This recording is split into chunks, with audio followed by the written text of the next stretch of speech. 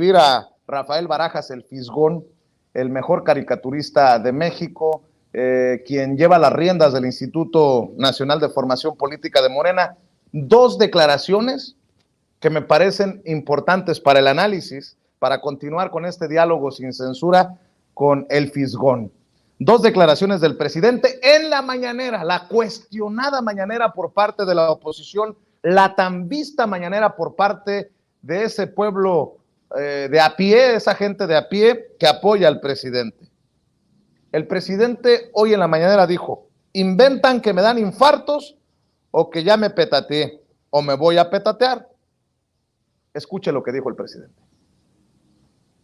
Entonces, están muy nerviosos los adversarios. ¿No ven también que ya quieren que no haya mañaneras? Es un nivel de intolerancia que muestra con claridad su autoritarismo de los conservadores y sus voceros. Nada más quieren hablar ellos. Imagínense que nos quedáramos solo esperando las noticias de la televisión, de la radio, los comentaristas de radio, de televisión, los columnistas de los periódicos.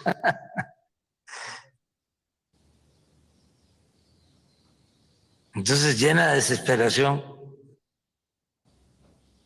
como no les funcionan sus estrategias, muy perversas, por cierto,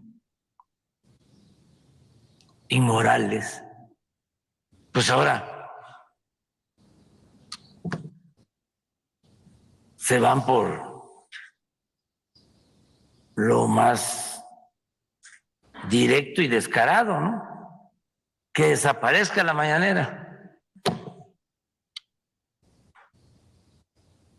Eso sí, hablan de democracia, de libertades, de pluralidad, de tolerancia, de que no quieren la polarización. No, claro que no quieren la polarización. Quieren la hegemonía. Quieren ser ellos nada más, los únicos. Se malacostumbraron. Y ahora que ya la gente está asumiendo un papel protagónico, que ya no hay ciudadanos imaginarios manipulables, porque ya no hay analfabetismo político en México, ellos se desesperan, se ofuscan y enseñan el cobre. Esto es una muestra clara de el autoritarismo conservador y de su hipocresía. O sea, como el otro caso, en una semana, dos hechos, más, pero dos así muy relevantes, ¿no? De manipulación y de hipocresía. Además de pedir que se cancelen las mañaneras, el que estaba en el INE se fue al día siguiente de que dejó el cargo, el comentarista de Loret de Mola. Y engañó, bueno, no solo él. Bueno, pues ahí Sino están todo las declaraciones del presidente Andrés Manuel López Obrador, y saludo al querido Rafael Barajas, el Fisgón, para seguir hablando de esta estrategia de los desesperados, porque como nada les funciona, dicen, vamos a atacar lo que más nos hace daño. Y creo que en parte de esta estrategia del presidente de hacerle frente a las fake news, a la infodemia, al veneno, al ruido, pues están las mañaneras, y con eso no han podido en la oposición. Querido Rafa, te saludo con mucho gusto. Qué gusto escucharte, qué gusto estar aquí contigo, Vicente. Mira, lo que tocó Andrés en la mañana me parece que es muy claro, y creo que el análisis que está haciendo Andrés Manuel es un análisis preciso. Efectivamente, estos actores quieren que se acaben las mañaneras porque lo que quieren es regresar a su hegemonía. Lo que quieren es regresar a lo que ocurría hasta hace apenas unos años, donde había efectivamente, como lo señaló Genaro Villamil, una suerte de teledictadura. Y aquí estamos tocando un tema de coyuntura, pero estamos también tocando un tema de fondo. A lo largo de la historia, uno de los debates importantes que ha habido se da entre dos corrientes filosóficas que son el materialismo y el idealismo. Para el idealismo, todo gira alrededor, las ideas son primero. Para el materialismo, lo material determina el universo de las ideas, en fin. Yo soy materialista, pero estoy convencido de que existe una íntima relación entre el mundo de las ideas y el mundo de lo material. Cuando Marx dice que lo que determina en última instancia el pensamiento de la gente es lo material, tiene razón, pero lo que sí es un hecho es que el aparato de las ideas, el cómo se van construyendo las ideas, cómo se va configurando el pensamiento, tiene un papel importantísimo y también influye en el mundo de lo material. Son procesos que se retroalimentan constantemente. Entonces, si tú te fijas, las esferas del poder a lo largo de la historia siempre buscaron controlar a la población o a las mayorías o al vulgo, como tú quieras llamarlo, a través del mundo de las ideas. Y para eso se inventaron aparatos ideológicos muy eficaces. Las religiones son parte de estos aparatos ideológicos. Te dicen cómo está organizado el mundo y el universo desde que eres muy chiquito. Para eso son las religiones. Y efectivamente las religiones lo que suelen hacer es que suelen resolver problemas que a la gente le preocupan mucho. ¿Qué va a pasar con la vida después? ¿Hay vida después de la muerte? ¿Qué va a pasar cuando yo me muera? ¿Qué pasa si se muere mi hermano? ¿Qué pasa si se muere mi padre? ¿Dónde nos vamos? Todas esas cosas, efectivamente, las resuelve la religión, pero desde hace unos siglos ha surgido un nuevo aparato ideológico que es muy importante, que es el aparato de la prensa, que la prensa, ya lo he comentado alguna vez aquí, la prensa nace justamente combatiendo a todos estos aparatos ideológicos viejos y que estaban fundados pues en visiones religiosas, en fin. Entonces la prensa se convierte muy pronto en una maquinaria de información.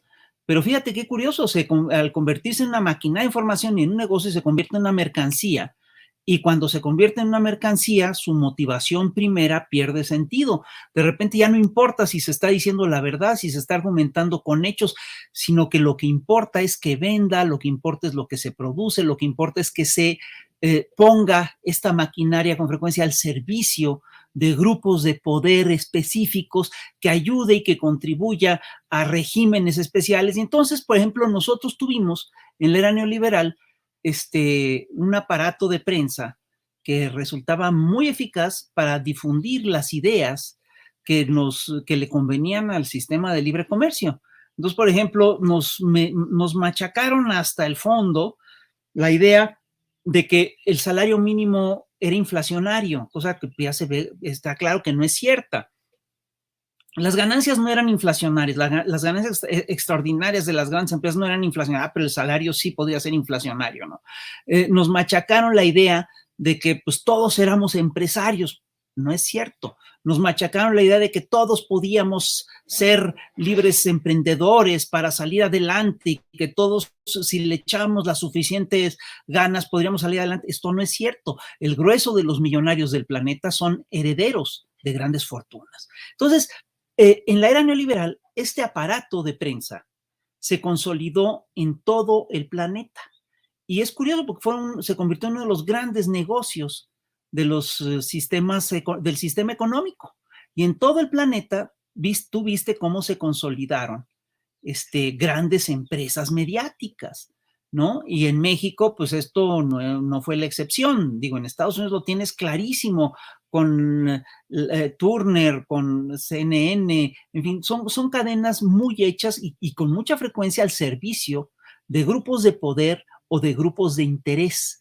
En México, la prensa fue evolucionando de manera muy clara. A principios del siglo XX, los grandes rotativos tenían vínculos muy fuertes con las esferas del poder, al punto, fíjate qué curioso, que la ley de imprenta mexicana era una ley que ni siquiera pasó la prueba de la Constitución de 1917, era una ley preconstitucional y estuvo vigente hasta hace poquito. Es una ley que establecía toda una serie de reglas sobre cómo era la prensa, cómo se debía comportar la prensa. Fíjate que esas reglas nunca se seguían porque había una relación tan estrecha entre los dueños de los periódicos y los políticos que ni siquiera necesitaban mediarla a través de los aparatos legales. Esto empieza a cambiar claramente en la era neoliberal. Es decir, la prensa del PRI, de lo que fue la dictadura del PRI, era una prensa muy hecha a la imagen y semejanza del PRI. Era una prensa vertical, autoritaria, que decía ciertas cosas y todo el mundo se tenía que callar.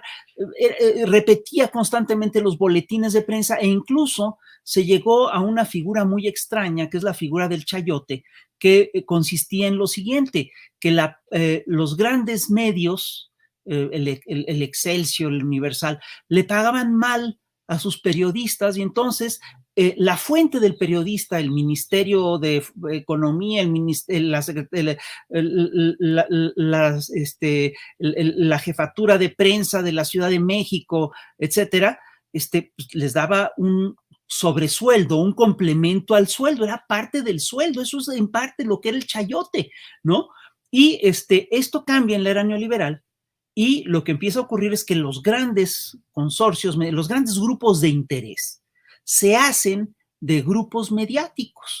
Si tú revisas quién está en el Consejo de Administración de Televisa, te vas a dar cuenta que están los más ricos de México. Está pues Emilio Azcárraga Gallán, María Asunción Aramburu Zavala, está Germán Larrea, están todos, estaban prácticamente todos, Carlos Slim Domit, que es el hijo de Carlos Slim, es decir, son medios que están ligados muy claramente al poder económico. Y estos medios en la era neoliberal fueron armando toda una narrativa que por supuesto que le convenía y que le servía al sistema de libre comercio. Y es curioso porque armaron un aparato de prensa que está muy ligado a las lógicas del libre comercio, donde la información es una mercancía y nada más, no importa qué tan verídica sea. Es decir, si vende, está bien. Y fíjate bien, ocurre una cosa muy curiosa, empezamos a encontrarnos con figuras como estas del periodista empresario, que tenías tú periodistas que trabajaban para una gran televisora, ¿sí? Pero que los periodistas tenían su propia empresa y vendían los espacios adentro de sus noticieros, ¿no? Entonces era un comercio de información brutal y es por eso que tú tienes que hay periodistas que son ultramillonarios, ¿no? Entonces, este sistema de prensa, obviamente, se basaba su riqueza, no en las lógicas, no totalmente, decía basarla en las lógicas del libre comercio, pero en realidad vivía de subsidios gubernamentales. Es decir, quien patrocinaba todo este sistema era el gobierno. Y ojo, era una prensa que chantajeaba.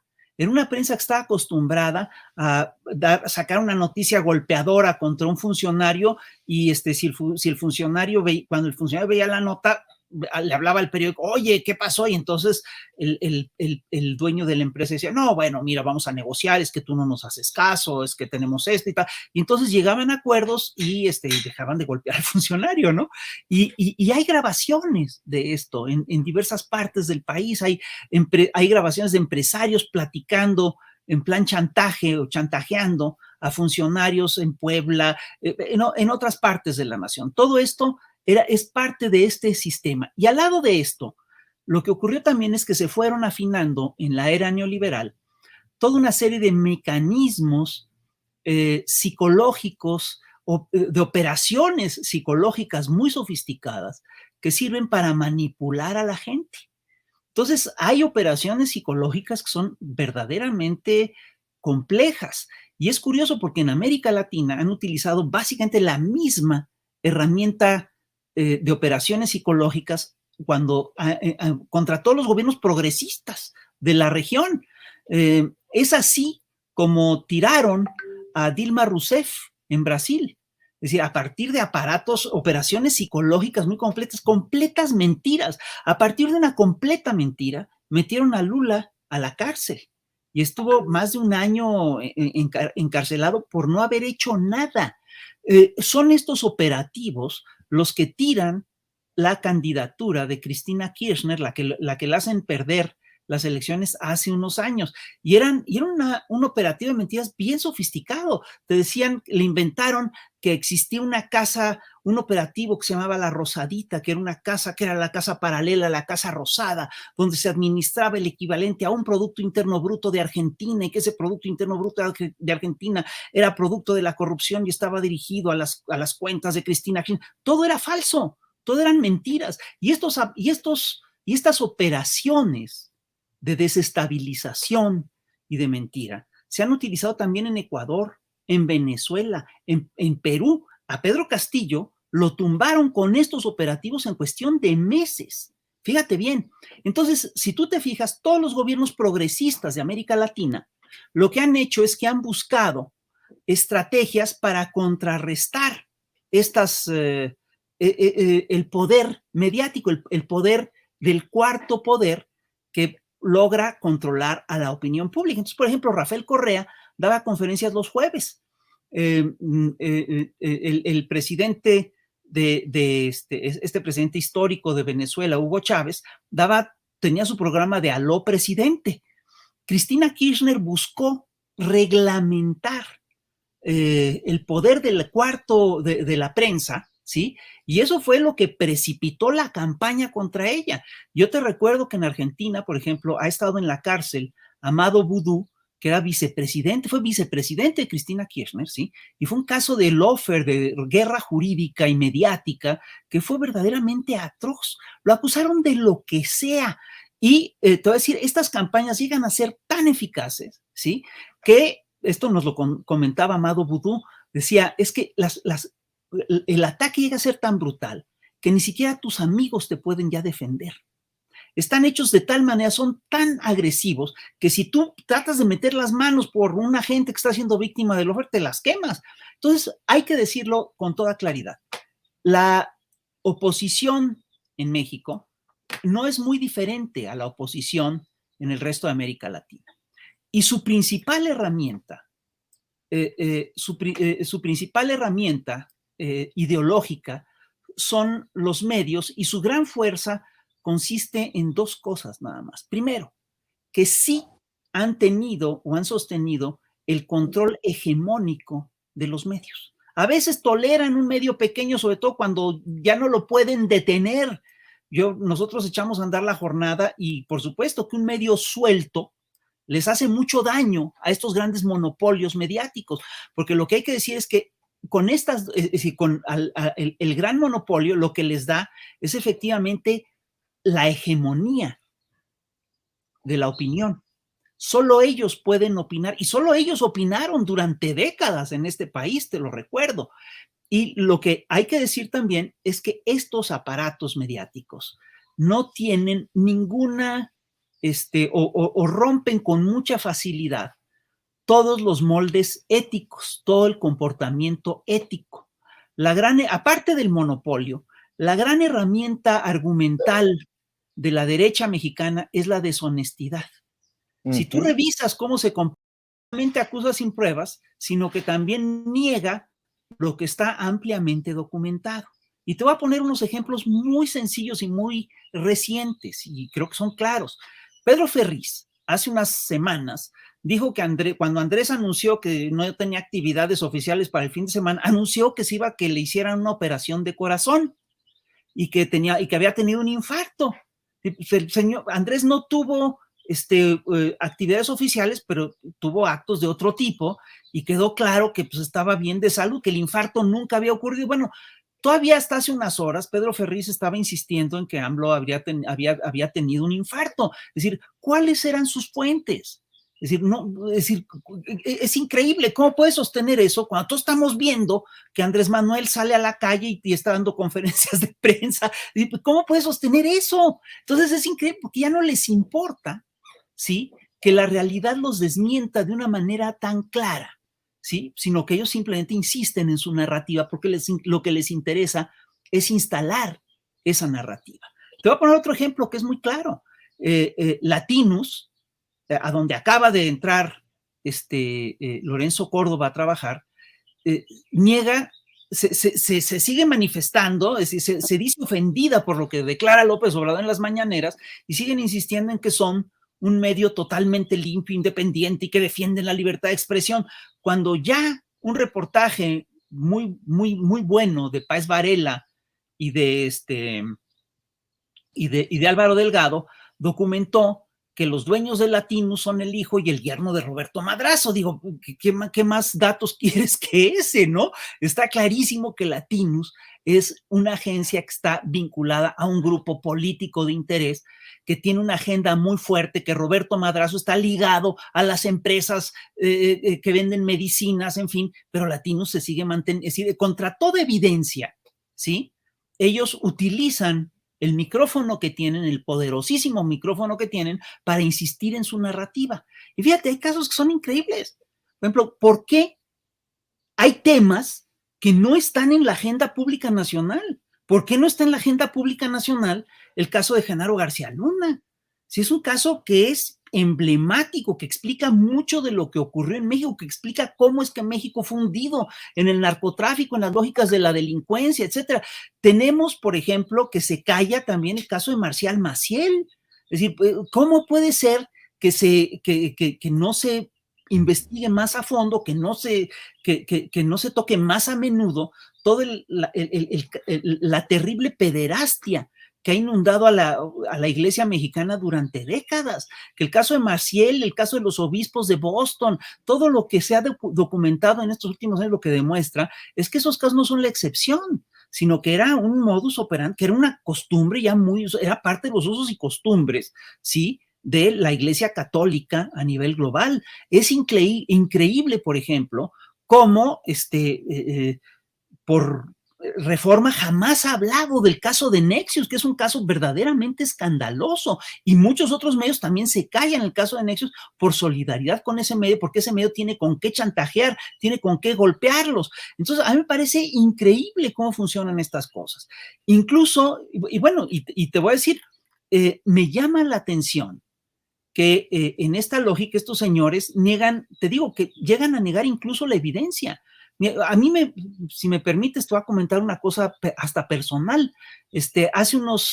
Hace poco más de un año entrevistamos a Hugo López-Gatell en Chamuco TV, y Hugo López-Gatell hizo un recuento de cómo operaban, cómo está el problema de los medicamentos, de los niños con cáncer, etcétera. Y él planteaba una cosa que era muy clara. Es decir, primero, él plantea que los laboratorios y las empresas intermediarias son con frecuencia las que provocan el desabasto de medicamentos.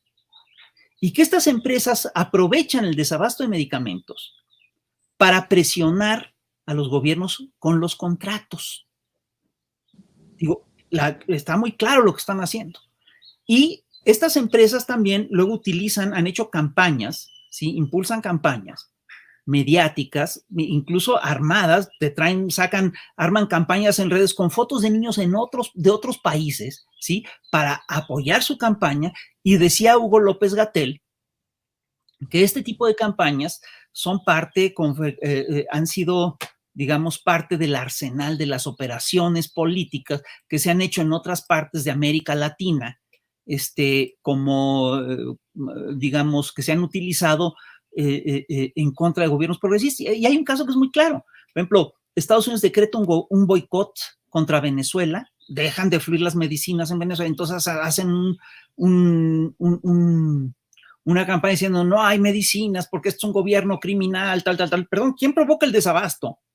¿Y quién hace, quién hace las campañas? Entonces, a partir de estos datos, de repente recibe Hugo López-Gatell y los del Chamuco también recibimos una campaña diciendo que acusamos a los niños con cáncer de ser golpistas. Perdón, es otra cosa lo que dijimos, ¿no?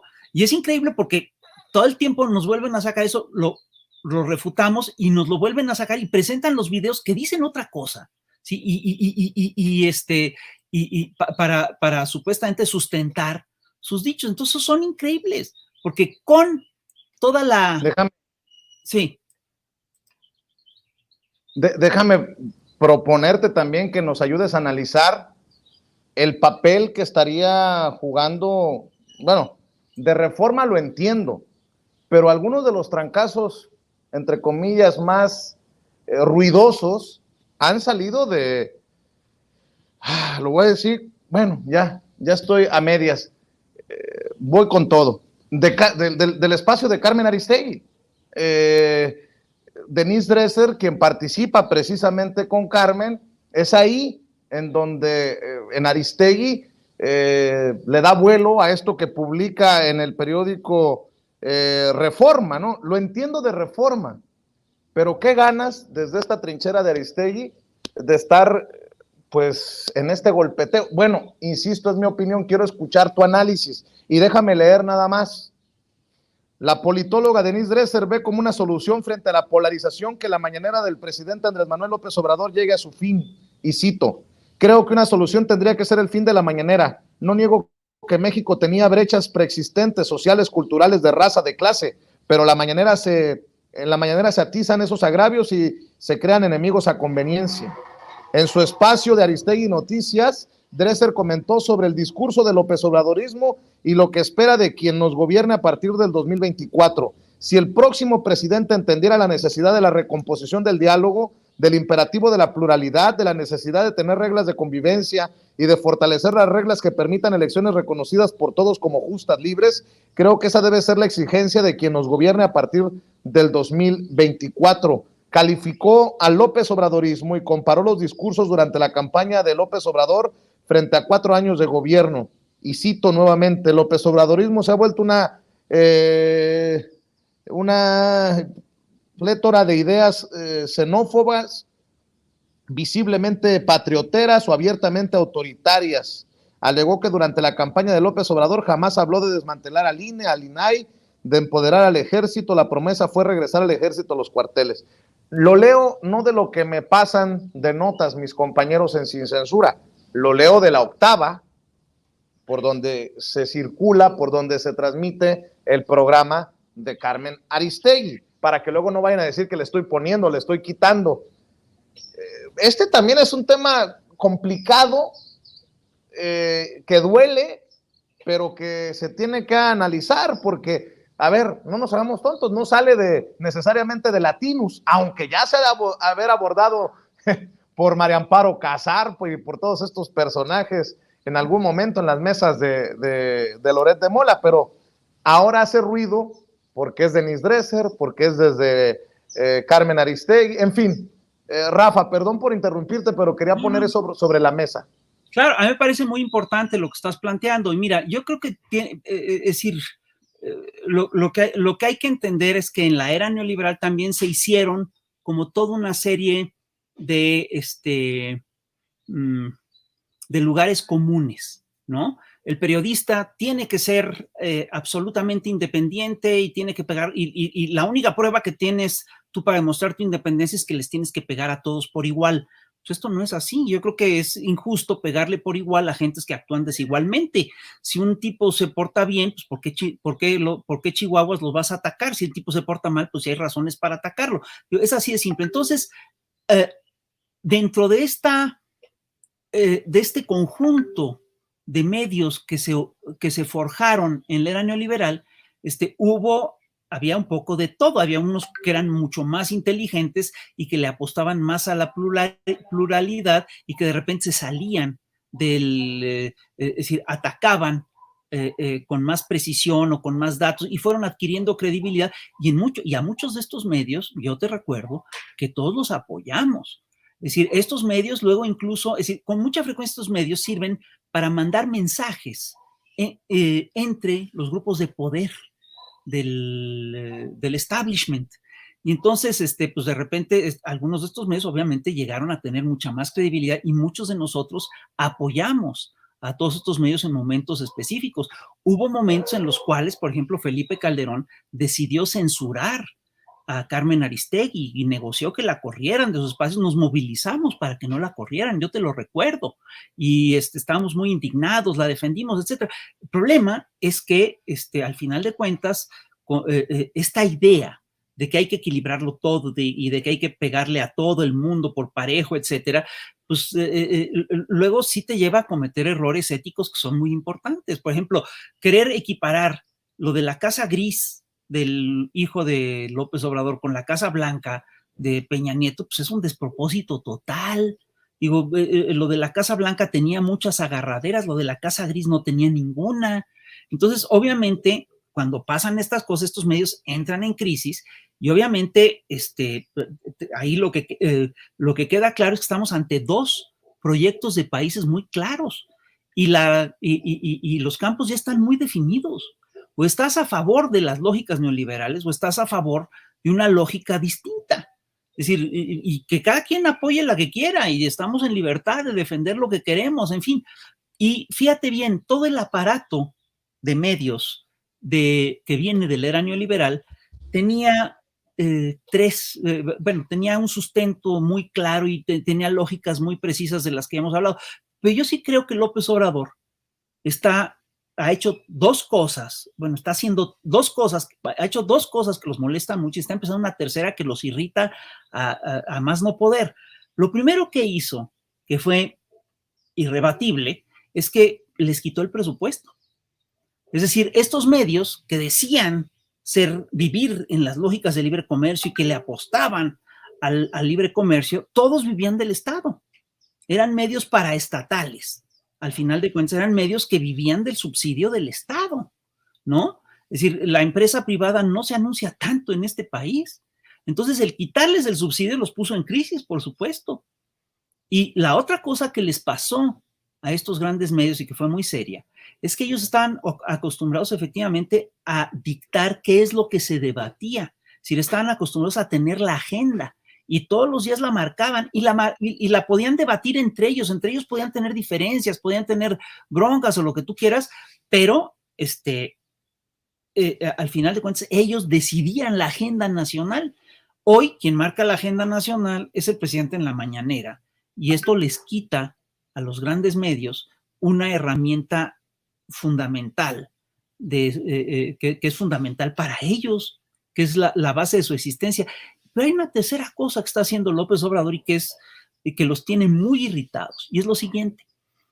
Últimamente les está diciendo, oigan, ustedes, es decir, ojo, lo hace básicamente porque está ejerciendo su derecho de réplica, porque estos medios no dejan de hacer estos operativos de engaño que son increíbles, mienten y vuelven a mentir, se regodean en la mentira, es una cosa increíble, ¿sí? Y entonces López Obrador los desmiente y lo que está diciendo es que ejerce su derecho de réplica y dice, oigan, están mintiendo. Es decir, por eso les molesta tanto la sección de las mañaneras, que sí, la sección de quienes quieren las mentiras de las mañaneras, que sí puede ser perfectible, lo que tú quieras, pero el solo hecho que exista les complica mucho la existencia. Es decir, el solo hecho de que en un espacio con tanta legitimidad, ¿sí?, se maneje que están mintiendo estos señores, los desquicia, ¿no? Y eso es, eso por supuesto que los molesta. Entonces, cuando Andrés dice, estamos hablando de una prensa fifí, lo que está diciendo es que hay una prensa, es una prensa que está ligada a los grandes capitales, a estos grandes grupos de interés, no está diciendo otra cosa. Y esa prensa, por supuesto que existe y es la que es hegemónica y es la que ejercita este tipo de operaciones psicológicas, que lanza estas campañas de mentira, en fin. Y el problema que se está planteando y que es muy serio es un problema de credibilidad y de legitimidad. ¿Qué legitimidad tienen estos medios? ¿Qué credibilidad pueden tener si se ponen a decir mentiras? Y ahí, perdón, pero pues yo sí creo que los campos se van definiendo con toda claridad.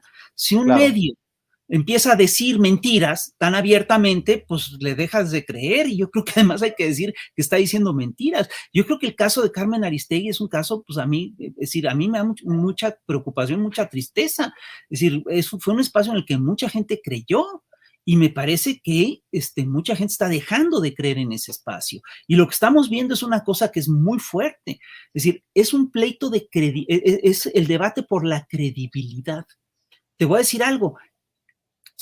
Es decir, cuando estos medios hacen guerra sucia, ¿sí?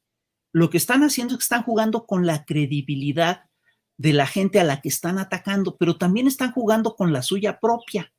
Hacer guerra sucia es un pésimo negocio en materia de credibilidad, sobre todo cuando la haces a partir de puras mentiras, ¿no? Pues eso es increíble. Además, me parece que es increíble el discurso de que López Obrador polariza, cuando está muy documentado históricamente que la primera campaña de descrédito salvaje, organizada, hecha a nivel masivo contra un candidato, fue precisamente la campaña que se hizo contra López Obrador en 2006, acusándolo de ser un peligro para México. Y en esta campaña participaron Solá, participaron agencias norteamericanas, españolas, son operativos psicológicos a gran escala, ¿sí? Y esos operativos psicológicos a gran escala siguen defendiendo una idea que es la idea del consenso que ha manejado el consenso de Washington en contra de todos los gobiernos progresistas de América Latina. El discurso es el mismo. Son dictaduras autoritarias, populistas, son dictaduras que en realidad lo que están haciendo es que están vulnerando la libertad de expresión, son dictaduras que lo que están haciendo es que están promoviendo la xenofobia, la no inversión, tal. Que ese es el discurso de Denise Dresser que tú me acabas de leer. Es exactamente el mismo. ¿Cómo es posible, sí, que en este espacio de Carmen Aristegui se estén manejando estas tesis que son, pero son tesis que le sirven muy bien al Departamento de Estado, que están muy de Estados Unidos, que están muy establecidas desde hace décadas, pero que ya no corresponden a la realidad que tenemos? ¿Cómo se atreven a decir que la mañanera es un ejercicio autoritario cuando el ejercicio autoritario lo hacen justamente todos estos consorcios mediáticos que nos han mentido y que nos han engañado y que hacen operativos psicológicos de engaño, un día sí y el otro también, y una hora sí y la siguiente también? Es decir, ¿de qué están hablando? Y ahora, aquí lo que está en juego, fíjate, ya no tienen la agenda, ya no tienen el presupuesto. Lo que está en juego es su credibilidad. La están perdiendo. Y no es porque el presidente diga que son prensa fifí o lo que sea, es porque ellos están mintiendo. Y eso, por supuesto, que les plantea un problema de fondo. Y es un problema de muy largo alcance del que no se van a reponer, porque además coincide todo esto, ¿sí?, con un cambio de época. Está cambiando todo el planeta, están cambiando las fuerzas a nivel planetario, las negociaciones entre China y Rusia están cambiando muchas cosas. El hecho de que India empiece a negociar con Rusia en sus propias monedas cambia, y que ya no se usa el patrón dólar le complica muchas cosas a los Estados Unidos, sin lugar a dudas. Pero además hay un cambio de plataformas. La gente ya nos está informando como se informaba antes. Es decir, todos veíamos Televisa hace 10 años. ¿No? Todos veíamos el noticiero de López Dóriga, aunque no le creyéramos nada, pero lo tenías que ver para informarte de algo, era lo que había.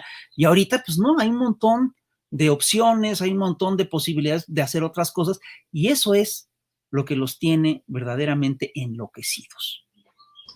Querido Rafa, siempre importante escuchar tu análisis, tus comentarios, tus opiniones, y seguro que continuarán debatiendo esto en los espacios del Instituto Nacional de Formación Política de Morena, y en un descuido por ahí los veremos los temas representados en tus caricaturas, mi querido Rafa. Claro que sí.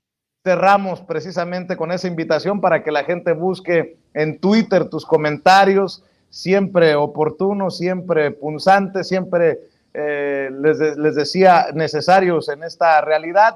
Y yo por lo pronto te agradezco mucho que nos acompañes aquí en Sin Censura. Te agradezco mucho la invitación, eres muy generoso. Gracias, desde acá, desde Sonora, te mando un abrazo, el querido Rafael Barajas, el Fisgón, hablando con nosotros sin censura. Y para seguir